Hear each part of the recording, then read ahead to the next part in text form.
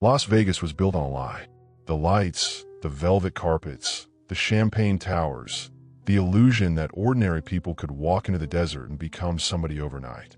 Tourists saw neon signs and smiling dealers. Hollywood saw tuxedos, dancers, and luxury suites overlooking the Strip. Even the 1995 film Casino turned the city into a glamorous fever dream of money and excess.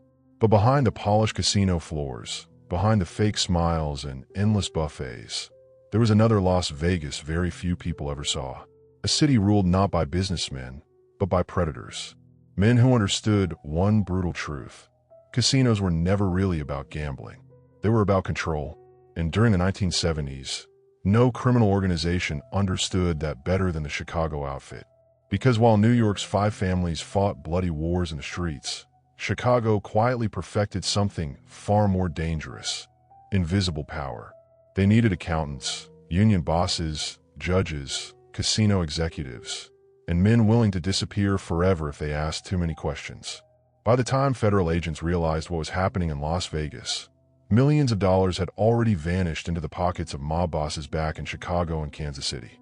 And the horrifying part wasn't the violence. It was how normal everything looked on the surface. Families vacationed inside casinos that were secretly being drained like infected veins. Politicians smiled for cameras while mob cash financed entire resorts. Dealers, waitresses, entertainers. Most of them had no idea they were working inside one of the largest organized criminal operations in American history.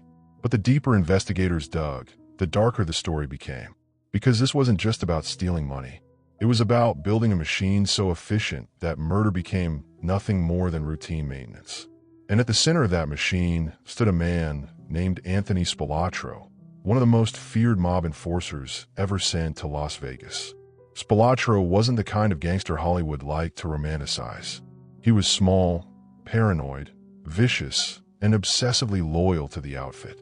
Born in Chicago in 1938, he grew up in a city where violence was woven into everyday life.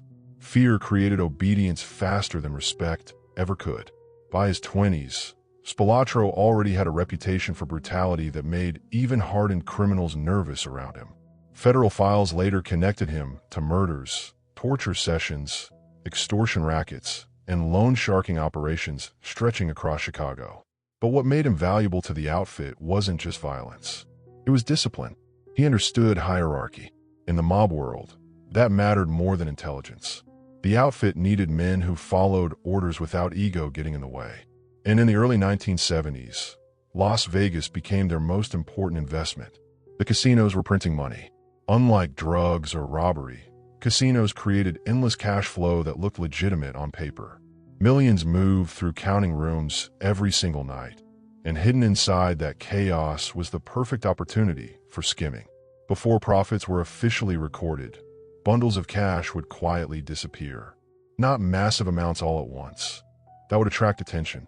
Just enough taken consistently so nobody could immediately prove it. The money left through couriers, hidden suitcases, and trusted middlemen until it reached bosses back in Chicago. The system depended on silence.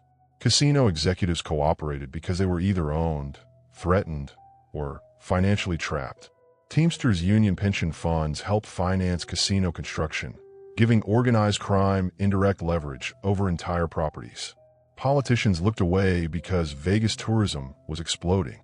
Nobody wanted to destroy the illusion. And for years, it worked almost perfectly. The outfit installed trusted men throughout Las Vegas operations, especially inside casinos like the Stardust, Fremont, Marina, and Hacienda. But Vegas presented a problem Chicago didn't fully understand at first. The city corrupted everyone who stayed too long. Money changed people. Power changed people. And Las Vegas offered temptations. Even hardened mobsters struggled to resist. That's why Spilatro was sent there. Officially, he was there to protect outfit interests. Unofficially, he was there to scare everyone into obedience. The moment he arrived, people felt the atmosphere shift. Casino employees whispered his name carefully. Bookmakers paid on time. Independent criminals suddenly vanished from certain neighborhoods. Spilatro built an underground crew known as the Hole-in-the-Wall Gang. burglars who drilled through walls and ceilings instead of using doors. Jewelry stores, homes, high-end businesses, nothing was safe. But the real terror came from how Spalatro handled betrayal. Informants described horrifying beatings carried out in back rooms, where victims were tortured for information or punishment. One incident became legendary inside organized crime circles: the torture murder of Billy McCarthy and Jimmy Miraglia in 1979, known as the M&M murders. Their bodies were discovered naked and mutilated after they were suspected of planning unauthorized robberies. The message was unmistakable. The outfit didn't tolerate freelancing. Vegas money belonged to Chicago. Period. But what made the situation truly horrifying was that while this violence unfolded behind closed doors, Las Vegas itself kept selling fantasy to the world. Tourists watched magic shows while FBI agents documented mob skimming operations. High rollers drank expensive whiskey upstairs while millions disappeared downstairs through hidden counting room systems. The casino industry projected glamour because glamour kept the cash flowing. The outfit understood psychology better than most corporations ever would. People ignore corruption when they're entertained. That became the foundation of Vegas mob control. Keep the public distracted. Keep the money moving. Punish anyone who threatens the machine. But cracks slowly began forming inside the empire. Spalatro started attracting attention. Too much attention. Unlike older outfit bosses who preferred invisibility, he enjoyed reputation. He liked being feared. He liked celebrity connections. He even developed ties to figures inside the Vegas entertainment scene. That created dangerous exposure. Meanwhile, federal investigators were becoming more aggressive. The FBI began targeting mafia leadership using surveillance, wiretaps, and RICO statutes designed to dismantle criminal organizations as enterprises rather than isolated crimes. Vegas had become a battlefield between old-school mob systems and a new generation of federal prosecution. The outfit made a critical mistake. They underestimated how much resentment existed inside their own ranks. Fear keeps organizations together only temporarily. Eventually, somebody always starts thinking about survival. Some casino insiders quietly cooperated with investigators. Others wore wires. The FBI started piecing together how skim money moved from casino counting rooms directly into Midwest mob networks. What once looked like isolated corruption began resembling a nationwide criminal pipeline. And the deeper investigators looked, the more they realized the outfit's control extended far beyond simple skimming operations. They discovered a hidden structure of intimidation, political influence, and calculated murder that transformed the city into a corporate-style criminal empire. At the center of the storm, Anthony Spalatro was beginning to lose control of the very machine he was sent there to protect. By 1978, the illusion surrounding Las Vegas was beginning to crack, but almost nobody outside federal investigations could see it yet. The casinos still looked untouchable from the outside. Tourists poured into the stardust every night beneath glowing neon lights. Celebrities performed in packed showrooms, and executives spoke confidently about booming profits. But inside hidden offices and private counting rooms, panic was spreading through the Chicago outfit. Anthony Spalatro had become a problem. The same brutality that once made him valuable was now attracting dangerous levels of attention. FBI surveillance teams followed his movements constantly. Reporters started mentioning his name in organized crime investigations. Even worse, other mob figures quietly complained that Spalatro was becoming reckless. He was spending too much money, appearing in public too often, and allowing his crew to operate independently from outfit discipline. In the mafia world, independence was treated like betrayal. The outfit did not survive for decades because men acted freely. It survived because every dollar moved upward through the chain of command. Once somebody started believing they were bigger than the system itself, the system responded violently. That was the rule in Chicago long before Vegas became profitable. But Spalatro either ignored the warnings or believed fear would continue protecting him. For years, fear had worked perfectly. Witnesses refused to testify. Business owners paid extortion demands quietly. Rival criminals disappeared before causing problems. Yet Las Vegas was changing faster than the outfit realized. The city was becoming corporate. Powerful investors from outside organized crime were entering the casino industry, bringing accountants, regulators, and stricter financial oversight. Corporate America introduced audits and compliance departments. Suddenly, cash movement inside casinos became harder to hide. But greed kept the machine running anyway. Millions were still disappearing before official counts reached state records. According to later federal testimony, skim money from casinos like the Stardust traveled through layers of trusted couriers before reaching mob bosses in Chicago, Milwaukee, Kansas City, and Cleveland. Everybody received a percentage. Everybody stayed loyal as long as profits continued flowing. That is what made the mafia system so durable for so long. It was never built entirely on violence. Violence was simply enforcement. The real foundation was shared financial dependency. Entire careers depended on silence. Casino executives protected mob operations because exposure meant prison or death. Politicians ignored corruption because Vegas tourism generated enormous tax revenue. Union officials cooperated because pension money financed casino expansion projects. The machine connected everybody together through money first and fear second. But federal investigators were finally learning how to attack the structure itself, instead of chasing individual murders. Using electronic surveillance and informants, the FBI launched one of the largest organized crime investigations in Vegas history. Hidden microphones captured conversations discussing skimming procedures, hidden cash transfers, and mob leadership meetings. One investigation focused heavily on Argent Corporation, the company managing several major casinos tied to outfit interests. Seemingly legitimate executives were secretly taking orders from Midwest mob bosses who rarely appeared in Las Vegas at all. Men like Joseph Iappa and Jackie Cerrone preferred operating from Chicago, while street-level figures absorbed legal risk in Nevada. Spilatro, however, remained visible. Too visible. And visibility inside organized crime eventually becomes a death sentence. Around the same time, Spilatro's personal life began creating even more tension. His relationship with Jerry McGee, the wife of his longtime associate Frank Rosenthal, triggered outrage inside outfit circles. In mafia culture, sleeping with another made man's wife was more than disrespectful. It destroyed trust. Rosenthal himself already faced enormous pressure running casino operations under constant federal scrutiny. Public scandals only increased the danger. Yet Spilatro continued acting impulsively, as if his history of violence made him untouchable. Men who survive long enough begin confusing survival with invincibility. They stop recognizing the system that once protected them can reverse overnight. By the early 1980s, Chicago leadership was becoming exhausted with the attention surrounding Las Vegas. Federal indictments expanded. Informants multiplied. The casinos that once functioned like hidden cash machines were becoming liabilities. Then came the infamous bombing of Frank Rosenthal's car outside a Las Vegas restaurant in October 1982. Rosenthal survived only because the explosion lifted the vehicle upward instead of crushing him instantly. Inside organized crime circles, the message was obvious. Somebody wanted problems eliminated permanently. The bombing shattered the illusion of safety surrounding casino power. Violence was no longer hidden in back rooms. It was exploding on city streets. Quiet corruption could survive for decades. Public chaos invited destruction. Behind closed doors, powerful mob figures started discussing whether Spilatro himself had become too dangerous to keep alive.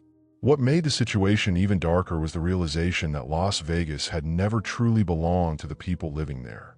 Ordinary workers built the casinos, cleaned hotel rooms, served drinks, and dealt cards for tourists. Yet the real profits vanished into criminal networks hundreds of miles away. The city itself functioned almost like a laundry machine for power. Everybody chased wealth while pretending not to notice who controlled the flow of money underneath. That psychological blindness allowed the outfit to thrive for years. People accepted corruption because corruption seemed profitable. But once federal pressure intensified and profits became unstable, loyalty disappeared quickly. The moment survival became uncertain, even longtime soldiers became expendable pieces on a board controlled by men nobody ever sees. And deep inside Chicago, senior bosses were already preparing the final solution. In the winter of 1986, the Chicago outfit reached the same conclusion every criminal empire eventually reaches when pressure becomes unbearable, somebody had to disappear. For years, Anthony Spilatro had served as Las Vegas enforcer, intimidator, and protector of the skim. He frightened casino executives into obedience, kept independent criminals under control, and ensured millions of hidden dollars flowed safely back to Chicago. But the qualities that once made him useful had transformed into liabilities. Federal investigations were closing in from every direction. Informants were cooperating. Surveillance recordings connected outfit leadership to casino corruption schemes stretching across multiple states. And worst of all, Spilatro had become unpredictable. Inside organized crime, unpredictability is more dangerous than weakness because it threatens the structure itself. Once a soldier begins acting like the rules no longer apply to him, leadership responds with absolute brutality. The final days of Anthony Spilatro were never really about revenge or personal hatred. They were about maintenance. Chicago needed to reassure everyone still connected to the outfit that the old rules remained untouched.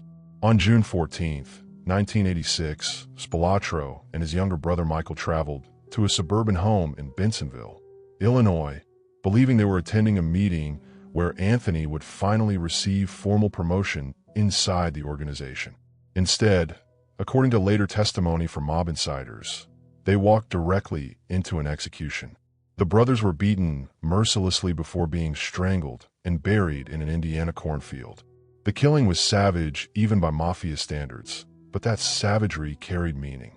Organized crime executions are rarely random. They function like psychological announcements. The outfit wanted every associate, bookmaker, and casino insider to understand exactly what happened to men who endangered the business. Fear restored order faster than meetings ever could. When authorities discovered the bodies days later, national headlines focused on the gruesome imagery, yet the deeper truth remained largely hidden from public view. Spilatro's murder was not the collapse of the Vegas mob system. It was evidence of how efficiently the system protected itself. The outfit sacrificed one of its own to preserve the larger machine. And for a short time, it worked. Senior bosses hoped removing Spilatro would reduce federal attention and stabilize remaining casino operations. But the world surrounding Las Vegas had already changed permanently. Corporate ownership was rapidly replacing mob influence throughout the casino industry. Massive hotel companies entered the market with armies of lawyers, auditors, and compliance officers. The old Vegas, controlled through envelopes of cash and backroom intimidation, was disappearing beneath polished corporate branding. Yet the mythology survived because people preferred the fantasy. Hollywood transformed violent extortionists into charming antiheroes wearing expensive suits beneath neon lights. Audiences saw charisma and luxury while overlooking torture chambers, disappearances, and ruined families. That distortion mattered because it concealed the real psychological engine behind mafia power. The outfit was never romantic. It was administrative. Men were rewarded when profitable and eliminated when inconvenient. The horrifying reality behind Chicago's Vegas control was not endless shootouts or cinematic confrontations. It was how ordinary corruption became normalized so completely that entire cities learned to coexist with predatory systems. Casino employees cashed paychecks without questioning hidden ownership structures. Politicians accepted campaign donations while avoiding deeper investigations. Tourists funded criminal enterprises simply by chasing entertainment inside luxury resorts. Everybody benefited temporarily, which made confronting the truth uncomfortable. They embedded themselves inside legitimate institutions until separating crime from business became almost impossible. The famous Strawman investigation exposed extensive skimming operations tied directly to Midwest organized crime families, leading to convictions against several powerful outfit figures.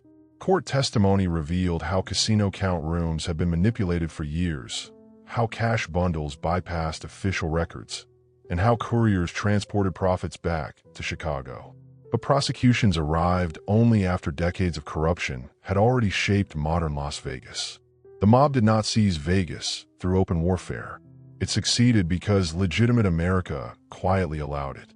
Banks financed projects connected to questionable figures. Regulators ignored warning signs. Powerful businessmen partnered with organized crime when profits looked attractive enough. The line between criminal enterprise and respectable society became so blurred that ordinary citizens could no longer recognize where one ended and the other began. Today, visitors walking through modern Las Vegas casinos see luxury shopping centers, celebrity restaurants, and billion-dollar resorts glowing against the desert skyline. Most never realized the city's modern empire was constructed during decades when hidden skim money, intimidation, and murder operated beneath the surface. The fountains dance, the music plays, the illusion continues. But buried underneath that spectacle is the ghost of a different Las Vegas, one controlled by men who understood that fear could be more profitable than gambling itself. Anthony Spilatro became one of the most infamous symbols of that era because his story exposed a truth Hollywood rarely shows. Behind every glamorous criminal empire lies a machine willing to consume its own people without hesitation. Las Vegas was never really about luck. It was about power, disguised as entertainment beneath the lights of the American desert. The Chicago outfit understood something terrifying. If people remain distracted by spectacle, they stop asking who controls the money. That silence allowed the mob to flourish for decades, until the bodies became impossible to hide and the fantasy finally started collapsing under pressure.